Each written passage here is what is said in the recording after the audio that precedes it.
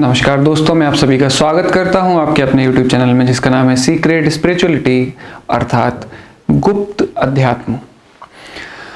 और आज का जो हमारा टॉपिक है वो हमारे एक मित्र हैं, तो उन्होंने हमसे गुजारिश की थी, ये रिक्वेस्ट की थी कि अवेकनिंग अर्थात ज्ञान की प्राप्ति के बारे में कुछ डिस्कशन किया जाए, जिससे कि ज़्यादा से ज़्यादा लोगों को पता चल पाए कि ये है क्या। आपने कई बार शब्द देखा होगा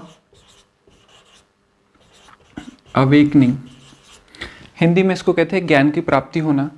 महात्मा बुद्ध ने जब घर का त्याग कर दिया था तो वर्षों तक कठिन तपस्या करके एक पेड़ के सहारे रह के उन्होंने ध्यान किया था, काफ़ी लंबे समय तक भिक्षा मांगकर अपना गुजारा किया था। उसके बाद उनको ज्ञान की प्राप्ति हुई थी। इसी तरह महावीर स्वामी जी ने भी बहुत लंबे समय तक ज्ञान की प्राप्ति की खोज में इधर उधर भटकने के बाद में, कई एक्सपीरियंसेस लेने के बाद में उनको अवेकनिंग की प्राप्ति हुई थी। तो क्या वाकई में ये इतनी कठिन चीज़ है कि इसको प्राप्त करने के लिए हमें सब कुछ छोड़ना पड़ेगा? घर परिवार संसार सब कुछ छोड़ने के बाद ही क्या ज्ञान की प्राप्ति हो सकती है? क्या तभी अवेकनिंग होगी? इसका क्या अर्थ है? और क्या इन लोगों से पहले किसी को ज्ञान की प्राप्ति नहीं हुई क्योंकि हम उनके बारे में पढ़ते नहीं हैं, या इनके बाद किसी को ज्ञान की प्राप्ति नहीं हुई? तो ये कुछ ऐसे सवाल हैं जो लोगों को परेशान करते हैं क्योंकि लोग इसको ठीक प्रकार से पूरी तरह समझते नहीं हैं। तो देखिए, ज्ञान की प्राप्ति या अवेकनिंग का क्या अर्थ है? एक इंसान अगर इस संसार के या इस ब्रह्मांड के परिप्रेक्ष्य में देखा जाए तो एक इंसान क्या मायने रखता है, एक इंसान की क्या कनेक्टिविटी है इस ब्रह्मांड के साथ, ईश्वरीय सत्ता के साथ या फिर प्रकृति के साथ, इस कनेक्टिविटी को समझ जाना, उसका रियलाइजेशन हो जाना। एक शब्द आता है रियलाइजेशन।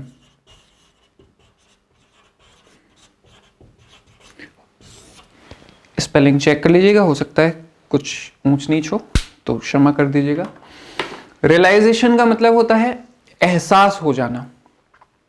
तो ज्ञान की प्राप्ति का जो एक मुख्य अर्थ है वो है किसी चीज का एहसास हो जाना। एक उदाहरण के तौर पर इसको समझते हैं।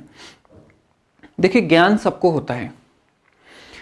जैसे महात्मा बुद्ध थे, महात्मा बुद्ध के जन्म के समय एक भविष्यवाणी एक भविष्यवक्ता ने की थी उनके पिताजी शुद्धोदन से कि आपका पुत्र या तो बहुत बड़ा चक्रवर्ती सम्राट बनेगा या फिर ये बहुत बड़ा सन्यासी बनेगा और ये पूरे संसार को परिवर्तित कर देगा।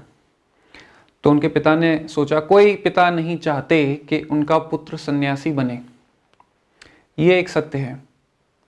तो शुद्धोदन भी नहीं चाहते थे कि उनका पुत्र एक सन्यासी बने, तो उन्होंने बचपन से ही ऐसी व्यवस्था कर दी थी कि उनके लिए सारे ऐशो आराम की व्यवस्था कर दी थी। पूरे समय उनको उसी सब में उलझा के रखा जाता था। बाहर की दुनिया से उनको अपरिचित करा दिया गया था, कट ऑफ कर दिया था, जिससे उनको ये एहसास न हो पाए कि बाहर की दुनिया जो सत्य है, जो कटु सत्य हैं जीवन के, वो कैसे होते हैं और उनका एहसास क्या होता है। तो शुद्धोदन ने बुद्ध को काफ़ी समय तक अपने महलों में बंद रखा था, लेकिन एक अवस्था के बाद शादी भी जल्दी कर दी थी। उन्हें लग रहा था कि जीवन में प्रेम आ जाने से शायद संन्यास का ख्याल उनके मन में ना आए, जो कि लोगों के मन में अक्सर रहता है, परंतु ऐसा नहीं है। इसके बारे में फिर कभी चर्चा करूंगा। प्रेम कभी भी संन्यास में बाधक नहीं होता है, प्रेम संन्यास में सहायक होता है। लोगों की सबसे बड़ी गलतफहमी है कि प्रेम संन्यास में बाधक होता है, ऐसा बिल्कुल भी नहीं है। फिर किसी रोज इस पर चर्चा करूंगा, फिलहाल टॉपिक पर आता हूं। तो महात्मा बुद्ध ने सारथी के साथ, अब इंपॉर्टेंट बात बताने जा रहा हूं, सारथी के साथ जब यात्रा कर रहे थे तो उन्होंने 3-4 दृश्य देखे थे, आप सभी जानते होंगे। एक वृद्ध पुरुष देखा था, एक भिखारी देखा था, एक सन्यासी देखा था और एक डेड बॉडी देखी थी। तो बुद्ध ने उनके बारे में प्रश्न किया था अपने सारथी से, ये कौन है, क्या हम भी ऐसे ही हो जाएंगे? तो सारथी ने बताया था, हम भी एक दिन वृद्ध हो जाएंगे, हम भी एक दिन देह का त्याग कर देंगे। महात्मा बुद्ध ने पूछा, अच्छा ये सन्यासी क्यों प्रसन्न है? तो सारथी ने जवाब दिया था, ये सन्यासी इसलिए प्रसन्न है क्योंकि ये सांसारिक मोह माया से अलग हो चुका है, त्याग कर चुका है सांसारिक सुख दुख का। यहां पर एक बात समझने वाली है, बुद्ध को चीजों का ज्ञान तो प्राप्त हो गया। हम में से 99% लोगों को चीजों का ज्ञान तो है। हमें अहिंसा करनी चाहिए, हमें चोरी नहीं करनी चाहिए, हमें किसी का दिल नहीं दुखाना चाहिए, हमें हमेशा दूसरों के हित के लिए प्रयास करना चाहिए, हमें हमेशा सत्य बोलना चाहिए, हमें हमेशा सत्कर्म में लीन रहना चाहिए, हमें कभी भी कुछ भी गलत नहीं करना चाहिए, जिसमें बहुत सारी चीज़ें आ जाती हैं, जुआ खेलना, शराब पीना, व्यभिचार करना, ये सारी चीज़ें नहीं करनी चाहिए। सब जानते हैं, सबको इतना ज्ञान है, लेकिन क्या वो सब अवेकेंड हैं? क्या उन सबको ज्ञान की प्राप्ति है? यहां पर इसका जो उत्तर है वो है नहीं। ज्ञान को जानना और ज्ञान का अनुभव कर लेना, ये दोनों अलग अलग बातें हैं। बहुत सारी धार्मिक पुस्तक, लगभग हर धार्मिक पुस्तक में बहुत सारा ज्ञान लिखा हुआ है, हर कोई पढ़ता है, हर कोई जानता है, लेकिन उस ज्ञान का लोगों को अनुभव नहीं है। तो ज्ञान की प्राप्ति का अर्थ है जो रियलिटी है, जो सत्य है, जो हमारी चेतना का सत्य है, जो हमारी एग्जिस्टेंस है इस ब्रह्मांड में, उसका अनुभव हो जाना। वो अनुभव हो जाना, वो अनुभव हमारी आत्मा में उतर जाना, वो हमारे अंदर उतर जाना, वो है ज्ञान की प्राप्ति होना। जैसे कि हर कोई कहता है हमें दूसरों पे दया करनी चाहिए, सब जानते हैं दया करनी चाहिए, हर धर्म ग्रंथ में लिखा है, हर वेद पुराण में लिखा है, हर सभ्यता में लिखा है दया करनी चाहिए। लेकिन जब हम गुजर रहे होते हैं और हमारे सामने एक घायल पशु होता है या भूखा प्यासा पशु होता है, तो हम में से 100 में से लगभग 90-95 लोग उसको यूं ही देखकर निकल जाते हैं, उसके लिए कुछ नहीं करते, उन्हें फर्क ही नहीं पड़ता है वो भूखा है, प्यासा है, घायल है या मर रहा है, वो उसको देखकर निकल जाते हैं। उनको ज्ञान तो है, दया करनी चाहिए इस बात का ज्ञान तो है, लेकिन उस ज्ञान का अनुभव नहीं है। जिसके अंदर वो अनुभव होगा वो वहां पर रुक जाएगा, वो आगे बढ़ ही नहीं पाएगा। वो उस पशु के लिए जो भी कर सकता है, जो भी कर सकता है, पानी पिला सकता है, बिस्किट खिला सकता है, उसको हॉस्पिटल ले जा सकता है, जो भी उसके लेवल में है, इंसान के लेवल में करना, जितनी उसकी क्षमता है उसके हिसाब से जरूर करेगा। और बेचारा कुछ नहीं कर पाएगा तो उसको प्यार करेगा, उसको सहलाएगा और वहां से कुछ भी जो उसके पास होगा देकर निकल जाएगा। ये हो गया दया के भाव का अनुभव होना, उसका आत्मसात होना। तो एक चीज हो गई दया का ज्ञान होना, दया का ज्ञान 100 में से 100 लोगों को है, लेकिन दया को अनुभव करना 100 में से 5 या 10 लोगों को ही ये अनुभव है। तो यही अंतर है ज्ञान प्राप्त होने में और ज्ञान का अनुभव कर लेने में। यहां पर जब बुद्ध को ये सब चीजें पता चली तो उनको ज्ञान मिला तो सही, लेकिन ज्ञान का अनुभव नहीं मिला। उस अनुभव को प्राप्त करने के लिए बुद्ध ने अपने घर परिवार का त्याग कर दिया उस सत्य की खोज में। कौन सा सत्य खोजने गए थे? सत्य क्या कोई वस्तु है जिसको खोजने गए थे? क्या कोई ऐसी चीज है सत्य जो यहां पर उपलब्ध नहीं है लेकिन जंगल में उपलब्ध है या पहाड़ों में उपलब्ध है, जो हमारे घर में उपलब्ध नहीं है? ऐसा नहीं है। सत्य तो हर जगह उपलब्ध है। आप कहीं भी चले जाएंगे सत्य तो सत्य ही रहेगा, सत्य में कोई बदलाव नहीं है, लेकिन अनुभव की बात है। आप जब तक घर में रहते हैं तब तक आप नॉर्मल रहते हैं, लेकिन जब आप किसी इंसान की मृत्यु होने पर शमशान घाट जाते हैं तो कहीं ना कहीं आपके विचारों में कुछ परिवर्तन आता है, थोड़ी देर के लिए ही सही। इसको कहते हैं शमशान वैराग्य। तब इंसान सोचता है इस जीवन का क्या सार है, एक दिन हमें भी ऐसे ही चले जाना है, सबको चले जाना है, फिर हम क्यों इतने परेशान होते हैं, जीवन को अलग तरह से जिएंगे। कुछ देर के लिए विचार आते हैं, वो अनुभव आता है, वो रियलाइजेशन आता है, लेकिन वो टेम्परेरी होता है, कुछ देर के लिए होता है। बाद में इंसान भूल जाता है और वापस अपने नित्य कर्मों में लग जाता है, अपना जीवन वैसे ही जीने में लग जाता है, उसमें पूरी तरह से परिवर्तन नहीं आता। तो उसको सत्य का ज्ञान हुआ, रियलाइजेशन हुआ, कितनी देर के लिए हुआ? सिर्फ थोड़ी देर के लिए हुआ।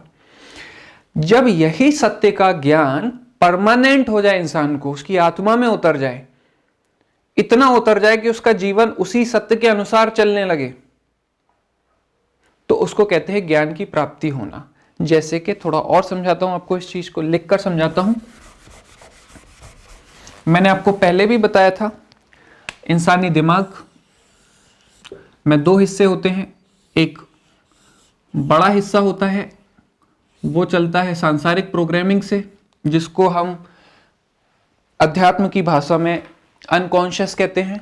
अनकॉन्शियस का मतलब वो इंसान जागा ही नहीं है, वो अपना सांसारिक जीवन ही जी रहा है, उसको अध्यात्म से कोई मतलब नहीं है। और एक छोटा सा पार्ट होता है जिसको सबकॉन्शियस कहते हैं। सबकॉन्शियस हमेशा अध्यात्म से कनेक्ट करता है, जीवन की सत्यता से कनेक्ट करता है, ईश्वरीय सत्ता से कनेक्ट करता है, प्रकृति से कनेक्ट करता है, जिसको भी आप मानते हो उससे कनेक्ट करता है, मूल तत्व से कनेक्ट करता है। सीधे अर्थों में यह बात है। ज्ञान का रियलाइजेशन या अनुभव होने से पहले जो इंसान की सांसारिक प्रोग्रामिंग है, इंसान जीवन को उसके हिसाब से जीता है। इंसान की सोच का दायरा होता है, मैं अधिक से अधिक धन कमा लूं, मैं अधिक से अधिक यश प्राप्त कर लूं, मैं अधिक से अधिक लोगों में जाना जाऊं, मैं तेजस्वी बन जाऊं, मेरा शरीर बहुत सुंदर दिखे, मैं लोगों में लोकप्रिय हो जाऊं। वो संसार के बारे में ही सोचता है। मैं बहुत बड़ा मेरा मकान हो, बहुत सारी मेरी प्रॉपर्टी हो, मेरा बहुत बड़ा बिजनेस हो, दिन ब दिन बढ़ता जाए। हर कोई यही सोच रहा है। ये प्रोग्रामिंग है अनकॉन्शियस की, अर्थात सांसारिक ज्ञान की। आते हैं सबकॉन्शियस पर। जब इंसान को ज्ञान का रियलाइजेशन हो जाता है, जिसको कहते हैं ज्ञान की प्राप्ति हो जाती है, अवेकनिंग प्रोसीजर हो जाता है, तो उस अवेकनिंग के प्रोसीजर के बाद इंसान अपने जीवन को अध्यात्म के नजरिए से जीता है। जैसे कि सम्राट अशोक। सम्राट अशोक ने अपने 99 भाइयों का कत्ल कर दिया था। किस लिए कर दिया था? जिससे कि अशोक को साम्राज्य प्राप्त हो सके। इसके पीछे एक और कहानी भी आती है कि चाणक्य को मारने के पीछे उनके भाइयों का कुछ षड्यंत्र था जो उनको खराब लग गया, इस वजह से उन्होंने 99 भाइयों का कत्ल कर दिया था। जो भी कारण रहा हो, लेकिन सत्य यह है कि अशोक ने अपने 99 भाइयों का कत्ल कर दिया था। कई सारे युद्ध लड़े थे और उसमें एक प्रमुख युद्ध था कलिंग का युद्ध 261 बीसी में। आई थिंक यही डेट थी, 261 ईसा पूर्व में। कलिंग के युद्ध तक अशोक को सांसारिक नॉलेज तो बहुत थी, उसकी जो प्रोग्रामिंग चल रही थी वो अनकॉन्शियस की प्रोग्रामिंग चल रही थी, सांसारिक ज्ञान की प्रोग्रामिंग चल रही थी। लेकिन कलिंग के युद्ध के बाद बताते हैं कि अशोक ने बुद्ध धर्म अपना लिया था और अशोक ने अहिंसा का मार्ग अपना लिया था। कुछ लोग कहते हैं कि दिखावे के लिए कर लिया था, कुछ लोग कहते हैं सच में ऐसा हो गया था। वो उस पर हम नहीं जाएंगे, हम सत्य नहीं जान सकते वो किस लिए किया था, लेकिन फिर भी हम ये जानते हैं कि अशोक ने अपना जीवन परिवर्तन कर लिया था। अब अशोक बुद्ध के मार्ग पर चलने लगा था, अहिंसा के मार्ग पर चलने लगा था, सत्य के मार्ग पर चलने लगा था। तो अब उसकी दूसरी प्रोग्रामिंग काम कर रही थी, सबकॉन्शियस की प्रोग्रामिंग काम कर रही थी। मतलब यह है, कलिंग के युद्ध में जो मारकाट हुई, बड़े लेवल पर नुकसान हुआ, जो हत्याएं करनी पड़ी, उनको देखकर, विधवाओं को देखकर, रोते हुए बच्चों को देखकर अशोक को अंदर से रियलाइजेशन हुआ, अनुभव हुआ कि कितना गलत काम हो गया है। जैसे ही वो अनुभव हुआ, अशोक को एक झटका लगा और अशोक ने अपनी जो प्रोग्रामिंग थी, जिससे अब तक वो अपना जीवन जी रहा था, उस प्रोग्रामिंग को पीछे छोड़ दिया और नई प्रोग्रामिंग में आ गए। यही प्रोग्रामिंग जब सन्यासी संन्यास लेते हैं तो बस इसी प्रोग्रामिंग को चेंज करने का प्रोसीजर चलता है। चाहे वो बुद्ध धर्म के सन्यासी हों, चाहे वो वैष्णव धर्म के सन्यासी हों, चाहे वो अघोरी मार्ग के हों, किसी भी मार्ग के हों, लेकिन सन्यास का अर्थ है कि अब तक आप जिस सांसारिक प्रोग्रामिंग के तहत जी रहे थे, अब आपको दिमाग की उस प्रोग्रामिंग को पीछे छोड़ना पड़ेगा और नई प्रोग्रामिंग के अकॉर्डिंग आप अपना जीवन जियोगे, सबकॉन्शियस के अकॉर्डिंग आप अपने जीवन को जियोगे। तो awakening is a procedure in which we lead our life in such a manner that subconscious lead us towards the truth. ज्ञान की प्राप्ति एक ऐसा माध्यम है, एक ऐसा प्रोसीजर है जो हमें सत्य की ओर ले जाता है, प्रोग्रामिंग को बदलकर। तो इसी प्रकार महावीर को ज्ञान प्राप्त हुआ, बहुत सारे लोगों को ज्ञान प्राप्त हुआ। अब यहां पर प्रश्न ये उठता है, क्या हमें भी ज्ञान प्राप्त हो सकता है? हम कैसे पता करें कि हमें ज्ञान प्राप्त हो सकता है या नहीं हो सकता? हो सकता है आपके मन में प्रश्न उठ रहा हो, कई लोगों के मन में उठ रहा हो, ये जो हमें बता रहा है इसको खुद को ज्ञान प्राप्त हुआ या नहीं हुआ जो हमें इतना ज्ञान दे रहा है? मतलब मुझे ज्ञान की प्राप्ति हुई है या नहीं हुई है? बहुत से लोगों के मन में ये भी प्रश्न उठ रहा होगा। तो देखिए, ज्ञान की प्राप्ति के लिए आपको कोई घर छोड़ने की, परिवार छोड़ने की ज़रूरत नहीं होती है। मैं लगभग जीवन में पहली बार 12 साल की उम्र में कब्रिस्तान गया था, और जब पहली बार गया था तो मेरे मन से जो बात आई थी, जो मैंने बोली थी, वो निकली थी, ये सत्य देखने के लिए तो मैं कब से इस जगह को ढूंढ रहा हूँ। ये 12 साल की उम्र की बात है। उसके बाद मैं अनगिनत बार गया, अनगिनत बार शमशान गया, यूं ही चला जाता था, केवल जीवन का सत्य देखने के लिए, केवल उस ज्ञान को महसूस करने के लिए जो लोगों में टेम्परेरी रहता है, उसको परमानेंट महसूस करने के लिए, उसको अपने जीवन में उतारने के लिए।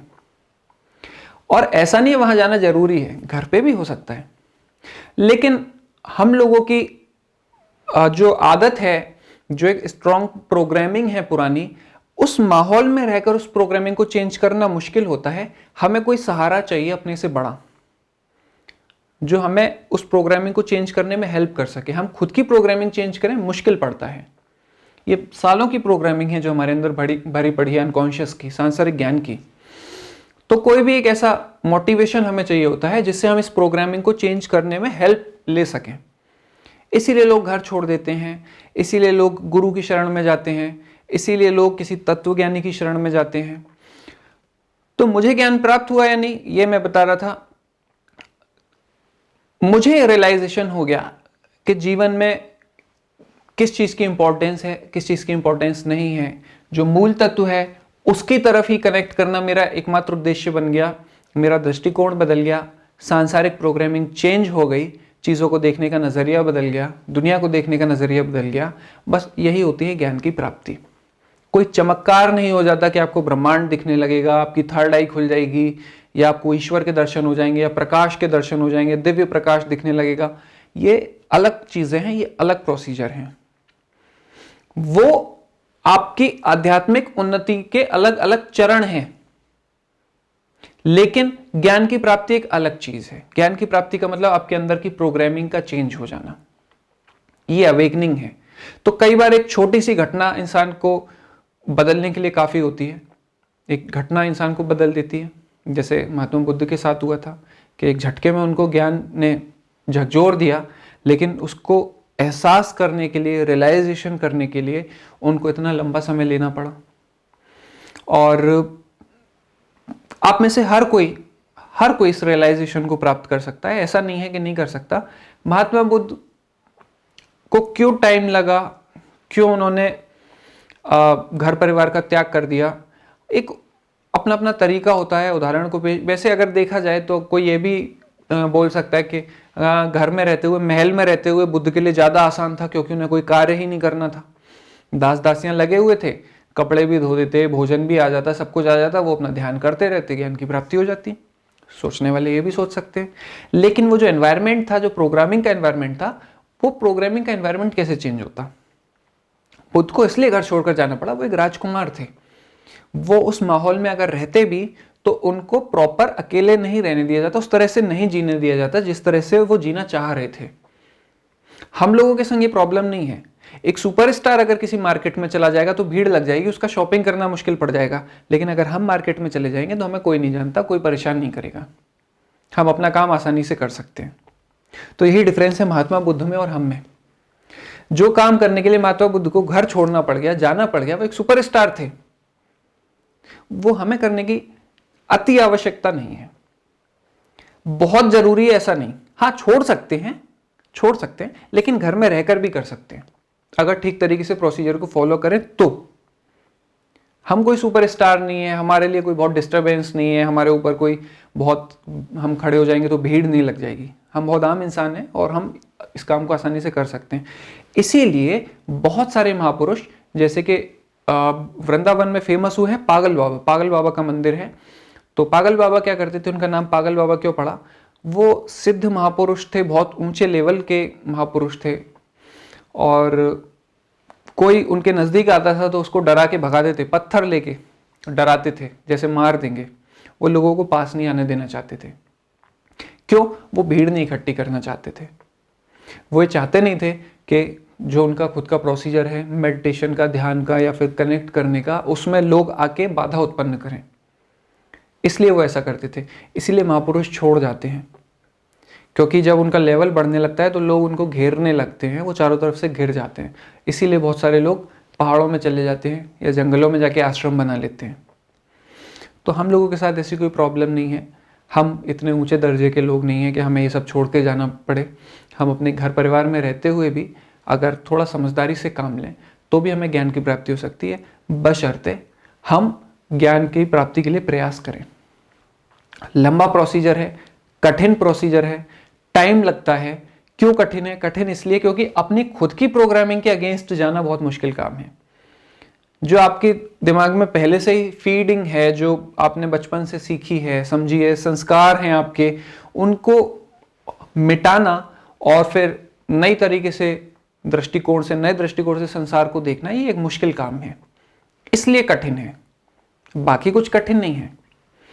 तो ज्ञान की प्राप्ति आप भी कर सकते हैं, कोई भी कर सकता है। और हो सकता है कि आप कहीं किसी मंदिर में दर्शन करने जा रहे हैं, किसी लाइन में कोई भिखारी बैठा है, हो सकता है उसको ज्ञान की प्राप्ति हो चुकी हो, उसका आध्यात्मिक लेवल आपसे कई गुना ज्यादा ऊंचा हो। हमारा आध्यात्मिक लेवल इतना ऊंचा नहीं होता जितना हमसे छोटे दिखने वाले लोगों का होता है। तो ये हमारा दृष्टि भ्रम है कि हम दूसरों को छोटा या बड़ा समझते हैं। हर कोई इंसान अपने आप में यूनिक है। हर किसी इंसान का आध्यात्मिक लेवल अलग अलग है। हम किसी इंसान को जज करते हैं उसकी अपीयरेंस पर, उसकी पोशाक पर, उसके चेहरे पर, उसके बॉडी लैंग्वेज के आधार पर, लेकिन हम उसकी एनर्जी नहीं देख सकते। हो सकता है किसी के बिखरे हुए बाल हों, गंदे कपड़े हों, गरीब हो, हम उसको बहुत छोटा समझ रहे हो, लेकिन आध्यात्मिक एनर्जी उसकी बहुत ज़्यादा हो। संत कबीर दास भी गरीब थे लेकिन उनकी आध्यात्मिक एनर्जी बहुत बड़ी थी, तो उनको ज्ञान की प्राप्ति थी। वो ज्ञान प्राप्त संत महापुरुष थे। तो आप घर परिवार में रहते हुए भी अगर कुछ चीज़ों को ध्यान में रखेंगे और आपके अंदर अगर सबसे जरूरी चीज़ जो है, आपके अंदर उस स्टेट को, उस अवस्था को प्राप्त करने की तीव्र इच्छा होनी चाहिए। उस इच्छा को आप पैदा नहीं कर सकते, आर्टिफिशियल नहीं है। वो इच्छा आपके मन में नेचुरल होनी चाहिए, तभी आप उस मार्ग पर आगे बढ़ सकते हैं। अन्यथा आप कितने भी गुरु बदल लीजिए, आप कितने भी वेद उपनिषद पढ़ लीजिए, आप कितने भी पूजा पाठ कर लीजिए, कितना भी ध्यान कर लीजिए, कुछ भी कर लीजिए, सब बेकार है, कुछ भी काम नहीं आएगा। आपकी इच्छा ही आपको आगे बढ़ाएगी। फिर आप कोई भी मार्ग पकड़ लें, आप आगे बढ़ जाएंगे। तो ये था अवेकनिंग का प्रोसीजर। जब हमें ये समझ में आने लगता है कि हम इस ब्रह्मांड के ही एक छोटे से कण हैं, लेकिन फिर भी हम पूरे ब्रह्मांड से कनेक्टेड हैं।